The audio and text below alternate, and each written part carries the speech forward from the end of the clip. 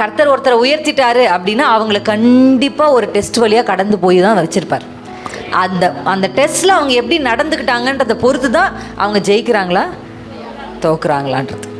அப்போ நீங்கள் இன்றைக்கி பார்க்குற உயர்வான ஸ்தானங்கள் இருக்கிற தேவ மனுஷர்களானாலும் சரி, இந்த வேதத்தில் பார்க்குற தேவ பிள்ளைகளானாலும் சரி, எல்லாரையும் கர்த்தர் இந்த அக்கினிக்கு உட்படுத்தி இருக்கிறார்.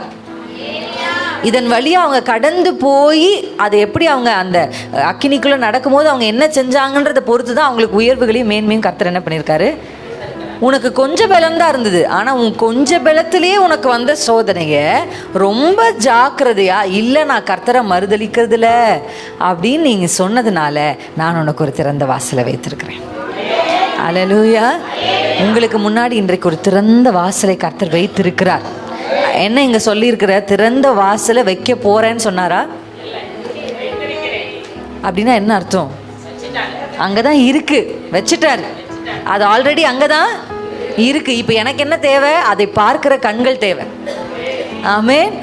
இந்த எந்த சூழ்நிலைமையிலும் மறுதலிக்காத இருதயம் தேவை. ஹல்லேலூயா.